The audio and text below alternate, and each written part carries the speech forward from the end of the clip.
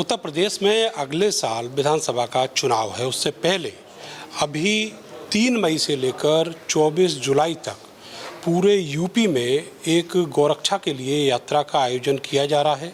शंकराचार्य स्वामी अभिमुक्तेश्वरानंद जी इस पूरी यात्रा का नेतृत्व करेंगे और इस यात्रा का एक उद्देश्य ये भी है कि जो चतुरंगड़ी सेना की घोषणा की गई थी वाराणसी में, उसका भी लगातार गठन चलता रहेगा और जब ये यात्रा अपने मुकाम तक पहुंचेगी तो वहाँ चतुरंगड़ी सेना लखनऊ में दिखाई देगी। मेरे साथ शंकराचार्य जी हैं। महाराज जी, ये जो यात्रा है, इस यात्रा की क्या रूपरेखा है और कैसे जो चतुरंगड़ी सेना है उसका गठन किया जा रहा है? ऐसा है कि ये जो यात्रा है, ये गौ माता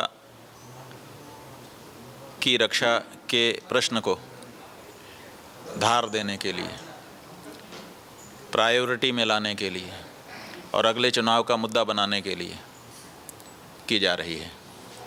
हम चाहते हैं कि हमारी जो हिंदू जनता है, सनातनी प्रजा है, वो ऐसे लोगों को वोट देना बंद करे जो उसका वोट लेकर के गौ हत्या में बढ़ावा देते हैं, बल्कि ऐसे लोगों को वोट दे जो पार्टियां या प्रत्याशी जीतने के बाद गौ रक्षा करने के लिए काम करें, ताकि वो गौ हत्या का पाप आंशिक रूप से न पाए बल्कि गौ रक्षा का पुण्य प्राप्त करे।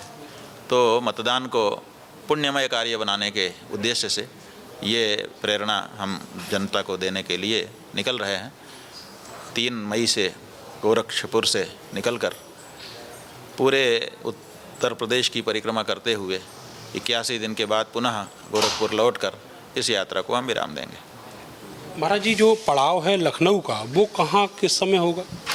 लखनऊ में हम लोग गोरखपुर में यात्रा पूरी करके लखनऊ जाएंगे 24 जुलाई को, और 24 जुलाई को हमारी जो अक्षौहिणी सेना है, आशा है कि तब तक तैयार होकर के खड़ी हो जाएगी।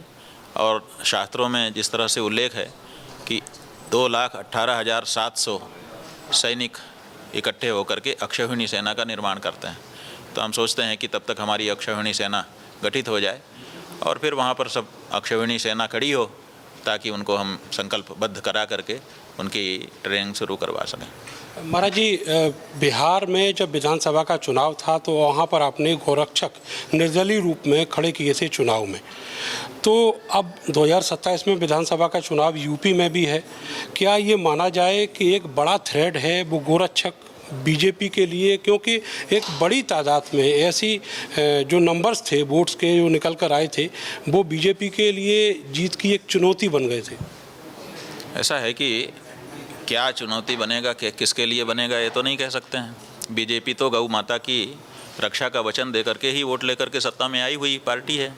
अभी वो सत्ता में ही है, वो कर देना घोषणा, गौ माता को पशु सूची से हटाने की घोषणा करे, माँ के रूप में प्रतिष्ठित करने की घोषणा करे, और उसके बाद उनकी हत्या को दंडनीय गंभीर अपराध घोषित करे।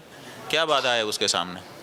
लेकिन वो अगर नहीं करेगी और उसके बाद ये कहेगी कि विकल्प नहीं है हिंदुओं के पास, माने हम गाय को काट काट करके बेचें, उसके बाद भी हिंदू बाध्य है हम ही को वोट देने के लिए, ये जो उन्होंने फैलाया है कि विकल्प क्या है हिंदू के पास, तो भैया इतना मजबूर भी अभी हिंदू समाज को मत समझो कि आप कुछ भी करो उसके बाद भी आप ही को वोट दें। हम ऐसे व्यक्ति को वोट देंगे जो गौ माता की रक्षा के लिए शपथ पूर्वक उद्घोषणा करके खड़ा होगा और जिस पे हमको भरोसा हो। आपका भरोसा शुरू में हमने किया, आपको दिया वोट, दोबारा भी दिया, आपने कहा कि अभी हम थोड़ा सेट हो जाएं तब ये करेंगे। अब लंबा हो गया, अब हमको आपके ऊपर भरोसा टूट रहा है। महाराज जी, आपने कहा अभी थोड़ी देर पहले कि एक औसत 3,000 वोट विधानसभा बिहार में हर सीट से जितने आपके कैंडिडेट खड़े हुए थे, जितने गोरक्षक खड़े हुए थे, उनको मिले। तो पश्चिमी उत्तर प्रदेश में ही बहुत सारी ऐसी सीटें हैं जहां पर 200 से लेके 1200, 1500 का जो जीत हार का फासला है बीजेपी का, वो रहा है। तो क्या ये माना जाए कि जो प्रयागराज में आपके साथ दुर्व्यवहार हुआ, वो कहीं ना कहीं बीजेपी उसको एक धमकी माने बैठी हो, एक थ्रेड माने बैठी हो कि अगर यूपी में ऐसे कैंडिडेट खड़े होते हैं तो उसकी जो जीत की अभिलाषा है वो कहीं ना कहीं चूर चूर हो रही है? भाई, हम उसमें कहाँ बाधा बन रहे हैं उनकी जीत में? हम तो कह रहे हैं हमारा काम कर दो, तुम ही जीत जाओ। अब वो काम भी नहीं करेंगे और कहेंगे कि हम ही जिताओ, वो थोड़ा ज़्यादा हो रहा है। और वो कहेंगे कि हम तुम्हारा काम तो नहीं करेंगे, हम तुमको मारेंगे पीटेंगे, तुमको अपमानित करेंगे, वोट तो हम ही को मिलना चाहिए और काम हम तुम्हारा करेंगे नहीं, गौ माता की रक्षा का वचन हम निभाएंगे नहीं, ये तो नहीं हो सकता ना। इसलिए मतदान करने वाले जो हमारे मतदाता हैं, जो सनातनी हिंदू हैं, हमारे यहाँ हिंदू शास्त्र में ये विचार है कि कोई भी काम करो विचार कर लो कि इससे पाप पैदा होगा कि पुण्य पैदा होगा। तो मतदान करने से अगर पाप पैदा होता है तो ऐसा मतदान हम क्यों करें? हम तो ऐसा मतदान करना चाहेंगे जिसमें पुण्य उत्पन्न होता हो, ये मूल बात है। तो हम अपने धर्मशास्त्र को जन जन के जीवन में प्रवेश कराने के लिए कार्य कर रहे हैं, वो हमारा एक धर्माचार्य होने के नाते दायित्व है।